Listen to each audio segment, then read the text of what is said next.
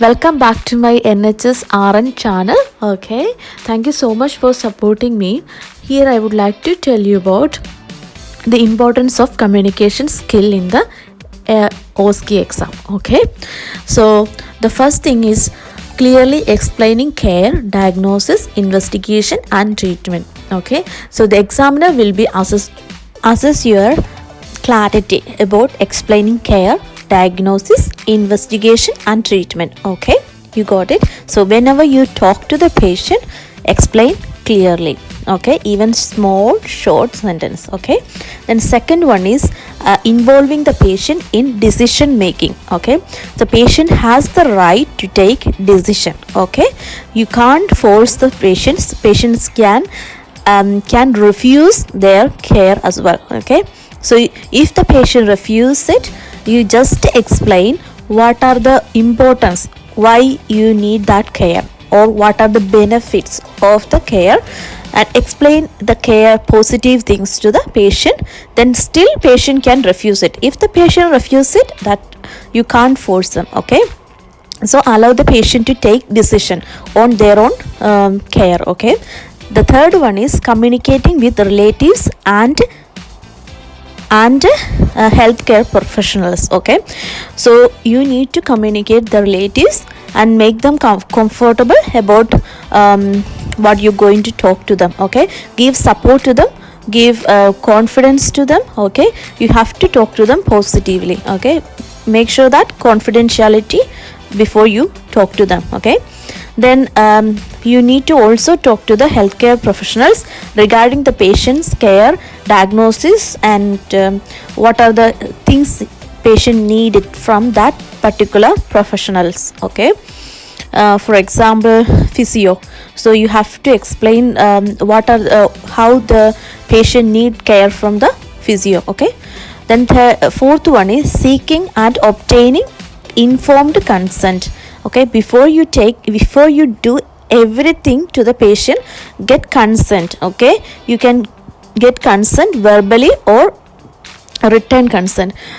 In the OSCE you can always get verbal consent. Okay, then the fifth one is active listening. Active listening, you have to listen patient consent first. Whatever you do, please listen patient. That is vitally important. Okay, so always keep listening the patient. Okay, you can't interrupt them when they speak. You have to listen, then answer back to them. Okay, then sixth one is dealing appropriately with an anxious patient and relatives. I already explained to you. You have to be you have to give confidence and support to the patient who is anxious, even the relatives as well. You have to support the relatives as well. Okay, then giving clear instruction on discharge. So that's you have to explain the patient about what is the things you have to do after discharge. Any particular team is going to see you in the home and things like that. Maybe if the patient is diabetic, you might refer to the district nurse for insulin or a regular checkup or something like that. So you have to explain the patient, I already referred to the social worker or a diabetic patient, a diabetic nurse who is going to come and visit you frequently. So this is their number, or this is the thing. You can read it, and if you have any concern, you can either contact us or contact them. Okay, we are always happy to help you. Okay, so you give a lot of reassurance to the patient. Okay, got it. The next one is giving advice on lifestyle, health promotion, and risk factors. If the patient is having COPD and the patient is still smoking, you can give advice. Okay, so you can just ask them. So you can ask them whether you'd like to reduce the smoking number of cigarette, or you want to quit the smoking, things like that. You can ask them politely. If they agree, you can suggest them anti-smoking cessation teams. We have anti-cessation smoking cessation team. I would like to refer you. Are you happy with that? Are you okay with that? Get consent. Okay, so that's the thing you can do there, and you can give advice on that time. And the next one is demonstrating compassion and care during communication. Always make sure that giving compassionate care to the patient. Okay, always listen and provide privacy, dignity.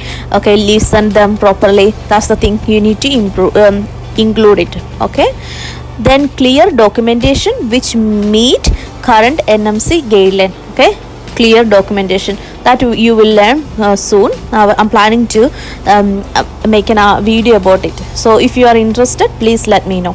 Then professional behavior, that you always keep professional behavior when you talk to the patient. You can't make joke and things like that. You always be professional when you talk to the patient. Okay, if you have any concern, let me know.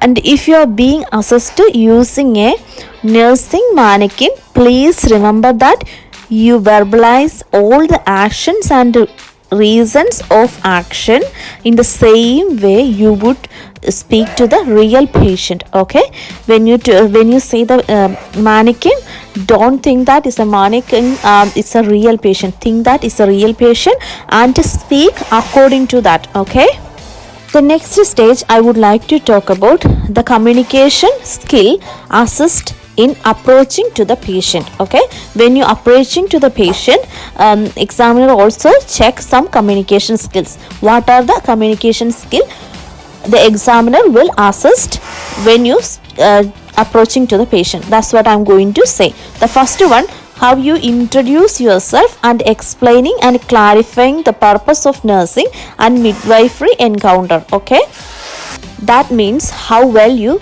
explain and clarifying your purpose and how well you introduce yourself. Okay, check what the patient wants to be called. Okay, you can always ask the patient, how would I call you, what would you like to be called? Okay, the different question you can ask the patient. That is also included in your communication skill.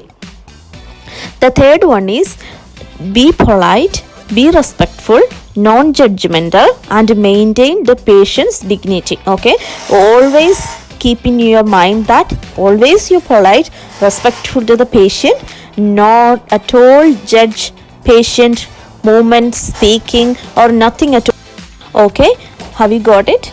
Okay, the next one is be emphatic and acknowledge the patient's emotion, concern, and slow sensitivity to any discomfort. Okay, you are always empathetic and acknowledge the patient emotions when you do the procedure. Okay, the next one is be sensitive to the patient space. Okay, sit at an appropriate distance from the actor or a mannequin.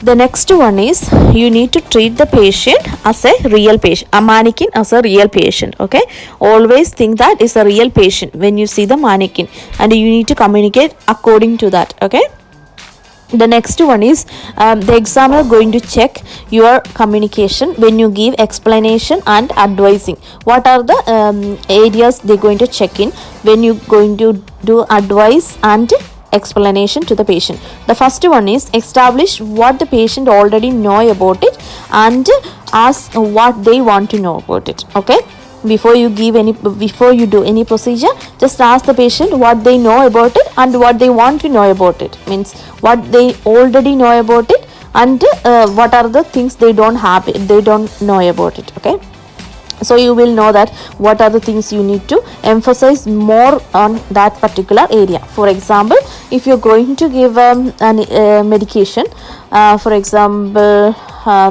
medication, one tablet the patient already taking regularly, so they might know about that medication, so you don't need to explain too much about that. Whereas the other medication they don't know about, the patient doesn't know about it, so you have to explain more about that particular area. So that's the way you can make yourself comfortable in that point. Okay, the next one is explain clearly what you are going to do and why. Okay, you got it? Then also check that patient understood that what you are going to do and why you are going to do that. Okay, the next one is remember always check the patient has any concern. Always, please always you have to remember any concern patient has. Clear the concern first, then do the procedure. Okay, make Make sure that patient is comfortable before you do any procedure or anything to the patient. Okay. Then offer appropriate assurance. Give give confidence to the patient before you do the procedure. Make sure that they are reassured. Okay. Then always check how much the patient understood about what you have told to them. Okay. The next one I would like to say, respect patient autonomy and help the patient to make decision based on available information and advice. Okay. Allow them to take their own decision. Okay. You can always give them positive things about that particular procedure, or whatever you want to tell them. Give always the benefits of that procedure, so they can take decision about it. During the nursing assessment, examiner also will check your communication regarding these points. Okay. Assess the patient nursing problem accurately. Then next one is listen attentively to the patient problem and concern. Okay. Use clear language and question at a comfortable pace. Okay. Always clarify patient's doubt and check information and summarize their understanding. Okay. And be able to plan a holistic, safe and effective care based on your nursing assessment and best practice. Okay. Here I would like to give you an overview about communication. Okay. The first one is always think that mannequin is a real patient. Okay.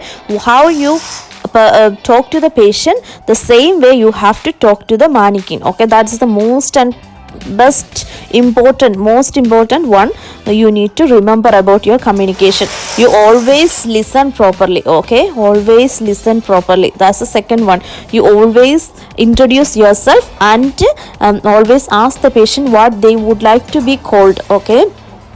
Always be polite and respect to the patient and non-judgmental attitude. Always show you are a professional behavior. Always show your professional behavior in the patient. Okay. To the patient. Then you always an active listener. Okay. Always get consent before you do all the procedures. Okay. Communicate well to the relatives and other health care professionals. Okay. The next one is always allow them to take decision. Okay. Always ask them what they know about it and what are the things you can give it to them. Okay. Means health education. Okay. So these are the main things you need to remember when you think about OSCE exam communication. Okay. I hope you got it.